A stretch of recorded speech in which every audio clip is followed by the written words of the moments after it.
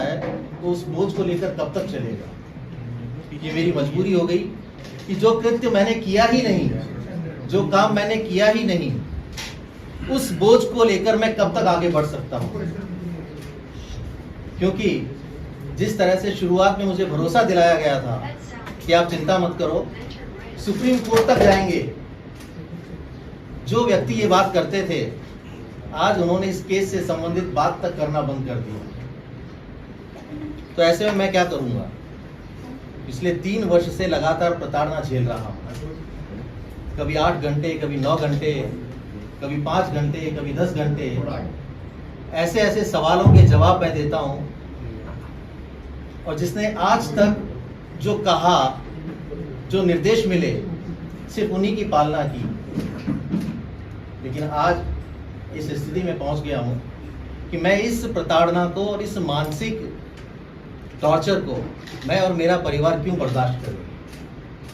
जिन परिस्थितियों में वो सारे काम हुए, उस वक्त मेरी जिम्मेदारी थी कि मैं उन कर्तव्यों का निर्वहन करूं, क्योंकि किसी व्यक्ति ने मुझ पे भरोसा करके अपनी कोई चीज़ सौंपी थी और मेरा दायित्व बनता था कि मैं उस भरोसे को बरकरार रखूं।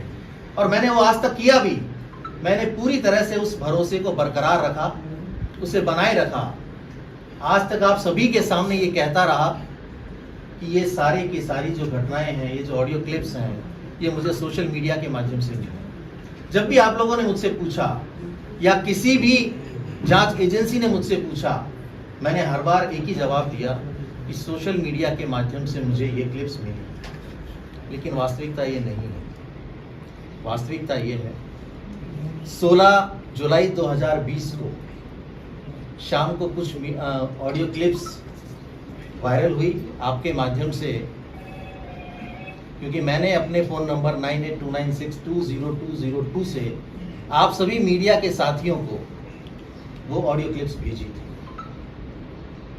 उन ऑडियो क्लिप्स में कथित रूप से खरीद फरोख्त कर, विधायकों की खरीद फरोख्त कर सरकार को गिराने की साजिश रची जा रही थी। और मुझे जो कहा गया मैंने वो किया। अब घटना इस तरह से थी, 16 जुलाई 2020 को मुख्यमंत्री अशोक गहलोत जी होटल फेयरमाउंट आए थे, क्योंकि उस क्राइसिस के दौरान जो विधायक इस तरफ थे उन सभी को बाड़ेबंदी के रूप में होटल फेयरमाउंट में रखा हुआ था। और लगभग दोनों समय, सुबह और शाम, मुख्यमंत्री अशोक गहलोत वहां आते थे, बातचीत करते थे, और ये उनका रूटीन था। 16 जुलाई 2020 को लगभग 3:30-4 बजे के आसपास वो होटल फेयरमाउंट से निकल गए।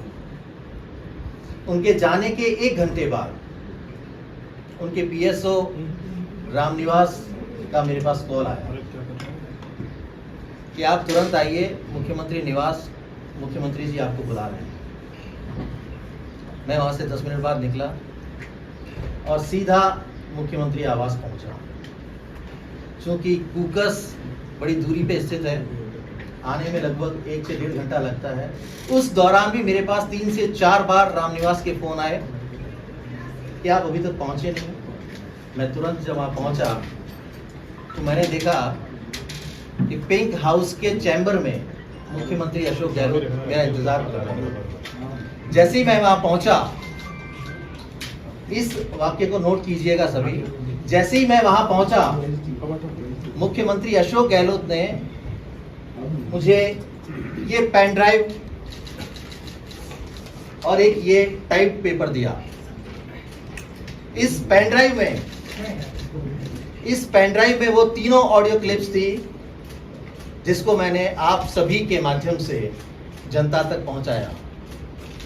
ये वो पेन ड्राइव है और ये वो एक स्क्रिप्टेड टाइप्ड पेपर है। आप सभी को याद होगा कि उस दिन मैंने ऑडियो क्लिप्स के साथ एक ये पेपर भी भेजा था।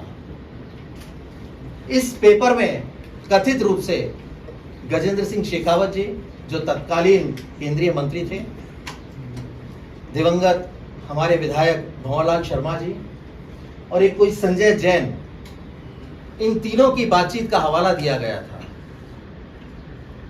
और इस पेन ड्राइव में ये सारी चीजें थी।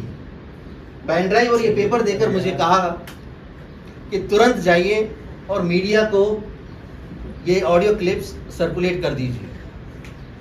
अब चूंकि पेन ड्राइव से तो सीधे सर्कुलेट नहीं किया जा सकता, मैं इस पेन ड्राइव को लेके तुरंत घर आया। घर आके मैंने इस लैपटॉप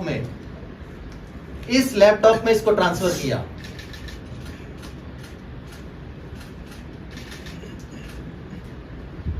और लैपटॉप से मैंने ऑडियो क्लिप्स को अपने फोन में लिया और उस फोन के द्वारा आप सभी को, जो हमारे मीडिया के साथी हैं, उनको मैंने वो ऑडियो क्लिप्स सर्कुलेट की। तो ये ऑडियो क्लिप्स मुझे सोशल मीडिया के माध्यम से नहीं मिली। मुख्यमंत्री अशोक गहलोत ने इस पेन ड्राइव के जरिए मुझे ये सारी ऑडियो क्लिप्स दी और ये कहा कि मीडिया को आप सर्कुलेट कर दीजिए, और मैंने वो काम किया। अगले दिन अखबारों में जिस तरह से खबरें छपी,